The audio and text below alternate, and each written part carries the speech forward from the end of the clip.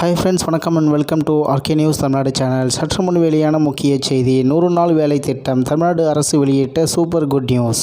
செய்தியை முழுமையாக கேட்கறதுக்கு முன்னாடி நம்ம சேனலை சப்ஸ்கிரைப் பண்ணலாம். சப்ஸ்கிரைப் பண்ணிக்கோங்க, மறக்காமல் பெல் பட்டனை கிளிக் பண்ணிக்கோங்க. அப்போ தான் நம்மளுடைய அப்டேட்டட் நியூஸ் உங்களுக்கு உடனுக்குடன் வந்து சேரும். 100 நாள் வேலை திட்டம் தொடர்பாக முக்கிய தகவல் ஒன்று வெளியாகி உள்ளது. இந்தியாவின் கிராமப்புறங்களில் வேலை வாய்ப்புகளை உருவாக்கும் நோக்கில் மகாத்மா காந்தி தேசிய ஊரக வேலை உறுதி திட்டம் செயல்படுத்தப்பட்டு வருகிறது. மேலும் இத்திட்டத்தின் கீழ் குளங்கள் தூர்வாறுதல், கால்வாய்களை பராமரிப்பது, அரசுக்கு சொந்தமான காடுகளில் பராமரிப்பு பணி மேற்கொள்வது போன்ற பணிகளுக்கு 100 நாள் வேலை திட்ட பணியாளர்கள் ஈடுபடுத்தப்படுகின்றனர். பொதுமக்கள் மகாத்மா காந்தி தேசிய ஊரக வேலை உறுதி திட்ட சமூக தணிக்கை தொடர்பான புகார்கள் அல்லது குறைகளை தெரிவிக்க 180042525152 என்ற தொலைபேசி எண்ணில் தொடர்பு கொள்ளுமாறும், இது தொடர்பான மாவட்ட வாரியான குறை தீர்க்கும் அலுவலர்கள் குறித்த விவரங்கள், வாட்ஸ்அப் எண் மற்றும் மின்னஞ்சல் முகவரி ஆகியவற்றை tnrd.tngov.in என்ற இணையதளத்தில் இருந்து பதிவிறக்கம் செய்து கொள்ளுமாறும் அறிவுறுத்தப்பட்டுள்ளது. ஒரு பக்கம் ஊதிய உயர்வு, மறுபக்கம் புகார்களின் மீது நடவடிக்கை என தமிழ்நாடு அரசு தொடர்ந்து முனைப்பு காட்டி வருகிறது. இந்நிலையில் தற்போது மீண்டும் ஒரு மகிழ்ச்சி செய்தியை வெளியிட்டுள்ளது.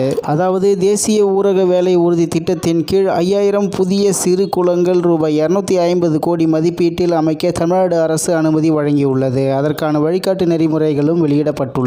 அதன்படி ஒரு கிராம ஊராட்சியில் குறைந்தது ஒரு புதிய குளம் உருவாக்கலாம். நிலத்தடி நீர் மட்டம் குறைவாக இருக்கும் பகுதிகளில் ஒன்றுக்கும் மேற்பட்ட குளங்களை உருவாக்கலாம். ஏரி மற்றும் நீர்நிலை புறம்போக்கு பகுதிகளில் புதிய குளம் அமைப்பதாக இருந்தால் அப்பகுதி 10 வருடங்களுக்கும் மேலாக தூர்வாரப்படாத பகுதியாக இருக்க வேண்டும். சமுதாய குளங்களை உருவாக்கினாலும் புனரமைப்பு பணிகளை மேற்கொள்ளக்கூடாது. மேலும் புதிய குளங்களை உருவாக்கும் போது அவற்றுக்கு தண்ணீர் வருவதற்கு புதிய கால்வாய்களை அமைக்கலாம் என்று தெரிவிக்கப்பட்டுள்ளது. இத்துடன் இன்றைய முக்கிய செய்தி நிறைவு பெறுகிறது. மேலும் இது போன்ற செய்திகளை உடனுக்குடன் தெரிந்து கொள்ள ஆர்கே நியூஸ் தமிழ்நாடு சேனலுடன் இணைந்திருங்கள். நன்றி, வணக்கம்.